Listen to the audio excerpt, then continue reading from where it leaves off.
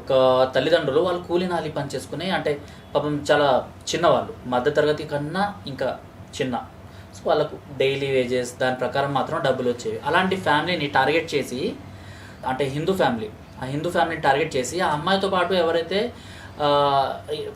పెరిగిందో పెద్ద అయిందో, ఎవరైతే ముస్లిం అమ్మాయి, ఆ అమ్మాయి మతం మార్పిచ్చేసింది ఈ హిందూ అమ్మాయిని. సో మతం మార్పిచ్చేసి వెంటనే వీసా పాస్పోర్ట్ మేజర్ అయిపోయిన వెంటనే వీసా పాస్పోర్ట్ రావడము, ఈ అమ్మాయి ఇక్కడ నుంచి వెళ్ళిపోవడము, ఇదంతా జరిగిందనమాట. సో ఇవన్నీ మిస్సింగ్ కేసెస్ అనేసి పోలీసులు ఆరా తీస్తే, ఆ అమ్మాయి నేను మతం మార్చేసుకున్నాను, ఇంకా నా గురించి వెతకండి, నేను ఇస్లాం తీసుకున్నాను అండ్ నేను ఇక్కడ ఉండదలుచుకోలేను, నేను వేరే దేశానికి వెళ్ళిపోతున్నాను అనేసి చెప్పుకొచ్చేసింది. అంటే ఆమెతో పాటు కొంతమంది అడ్వకేట్స్ ఎవరైతే వచ్చారో, సో మైనార్టీకి సంబంధించిన అడ్వకేట్స్, వాళ్ళు ఇదంతా చెప్పడం జరిగింది. సో ఇవన్నీ కూడా మీరు చెప్పినట్టు మిస్సింగ్ కేసెస్. ఏదైతే ఇంతకుముందు ఒక సినిమా వచ్చింది కేరళ స్టోరీ అని, సో అందులో ఎలా అయితే అమ్మాయిని తీసుకెళ్తున్నారో, ట్రాఫికింగ్ ఎలా అయితే జరుగుతుందో, ఇవన్నీ అదే ఒక్కోవలకు వస్తాయా? బేసిక్గా మోస్ట్లీ మిస్సింగ్ కేసెస్ ట్రాఫికింగ్లో ఎండ్ అయ్యే అవకాశం చాలా ఖచ్చితంగా ఉంది. ఎందుకంటే మాక్సిమం కేసెస్ అంటారు, మాక్సిమం కేసెస్. ఎందుకంటే వాళ్ళు అప్పుడు మిస్సింగ్లు ఎందుకు ఉంటాయి?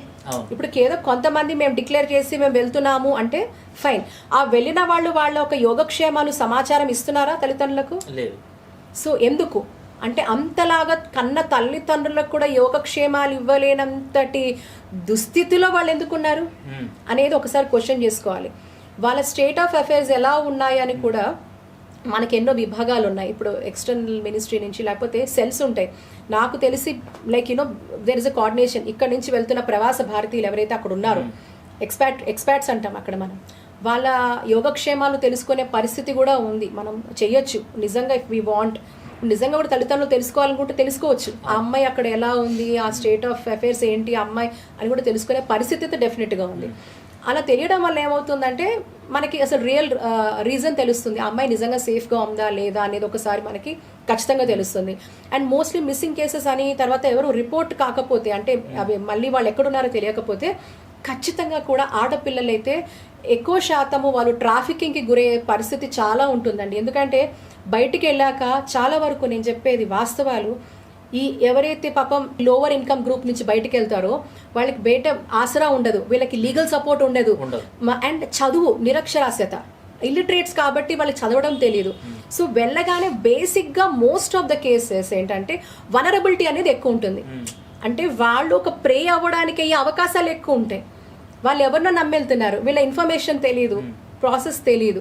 సో దానివల్ల ఈ వనరబిలిటీ ఎక్కువ ఉంటుంది. అండ్ మరీ ముఖ్యంగా వెళ్ళగానే first most of the time ఎన్నో చూసామండి అలాంటివి కూడా, అక్కడ వాళ్ళ పాస్పోర్ట్ కాన్ఫిస్కేట్ చేసేసుకుంటారు.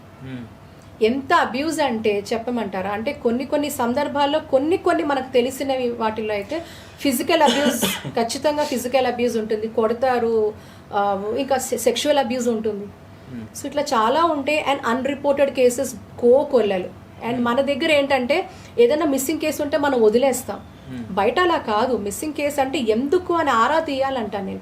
ఎప్పుడైతే మీరు ఆరా తీస్తారో మీకు అర్థం అవుతుంది, నేను చెప్పక్కర్లా. ఎలా ఎండప్ అవుతే మీకు తెలుస్తుంది. ఎక్కడో ఒకటి దొరకాలి కదా. ఇక్కడ నుంచి వెళ్ళిన వాళ్ళు సంవత్సరానికో 2 సంవత్సరాలకో 3 సంవత్సరాలకో తెలియాలి కదా.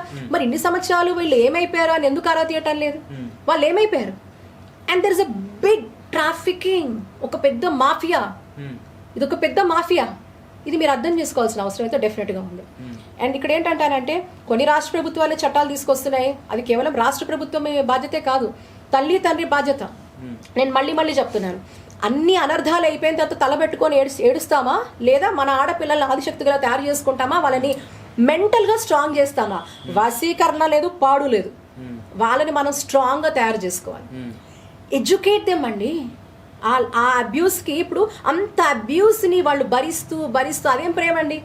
అదేంటని ప్రేమ అంటారా? ఫస్ట్ చెప్పండి. ఎక్స్ప్లాయిటేషన్, అది ప్రేమ ఎలా అనిపిస్తుంది మీకు? ప్రేమ అంటే మతం కూడా వచ్చేసింది కదా ఇప్పుడు, ప్రేమ కాదు అనేసి అంటున్నారు. ఖచ్చితంగా. సో అందులో మతం అన్నది కూడా అంటే కన్వర్ట్ అయిపోవాలి, కన్వర్ట్ అయిపోయిన తర్వాత. నా సూటి ప్రశ్న, ఎందుకు కన్వర్ట్ అవ్వాలి? నువ్వు నిజంగా ప్రేమిస్తే కన్వర్ట్ ఎందుకు అవ్వాలి? నువ్వు ఎందుకు కోరుకుంటున్నావు? నీకు రిలీజన్ ఎందుకు వచ్చింది అక్కడ?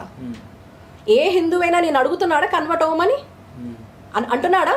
ఈరోజు నిజంగా కూడా ప్రపంచవ్యాప్తంగా అతి పురాతనమైన ధర్మం అనేది. మనం ఎప్పుడైనా కన్వర్షన్ కోసం వెళ్ళామా? యుద్ధాలు చేసామా? ఏ దేశానికైనా వెళ్ళామా? ఎవ్వరు ఈ దేశానికి వచ్చిన హక్కున చేర్చుకున్నాం కానీ నువ్వు మతం మారు అని అన్నామా? మరి అంటే ఈరోజు ఎక్కడ ఏంటంటే శాంతి, సద్భావన, మానవత్వం అన్ని మనకే ఉన్నాయి. పక్కనోడికి కూడా ఉండాలంటున్నాను. పక్కనోడికి లేనిది మనం ఒక్కళ్ళమే ఆచరిస్తే ఎలాగా? ఈరోజు సెక్యులర్ స్పిరిట్ అంటున్నాం కదా, సెక్యులరిజం మన ఒక్కళ్ళకేనా? ఏం పక్కన వాళ్ళకి అక్కర్లేదా? ఇంకెక్కడ సమానత్వం, ఇంకెక్కడ సెక్యులరిజం? మీకు లేని సెక్యులరిజం నా ఒక్కళ్ళకే ఎందుకు ఉండాలి? అప్పుడు నేను హిందుత్వం గురించి ఎందుకు మాట్లాడకూడదు? నా ధర్మం గురించి, నా ధర్మం గొప్పది అని ఎందుకు చెప్పకూడదు? నా ధర్మం నిజంగానే గొప్పది. ఇన్ని నేరాలు, ఘోరాలు, ఇన్ని అవమానాలు, ఇన్ని అఘాయిత్యాలు జరుగుతున్నా కూడా నా ధర్మము అన్నీ చూస్తూనే ఉంది, ఇంకా సహనంతో ఉంది. కానీ ఈ సహనానికి కూడా ఒక హద్దు ఉంటుంది. ఈ సహనానికి కూడా హద్దు ఉంటుంది. మన ఆడపిల్లలు జోలికి వస్తే మాత్రం ఊరుకునేది లేదు. ఆడపిల్లల్ని వేధిస్తే ఊరుకునేది లేదు. ఆడపిల్లల మీద మీ యొక్క ఏమంటారు, ఒక పైశాచిక తత్వాన్ని చూపిస్తే ఊరుకునేది లేదు.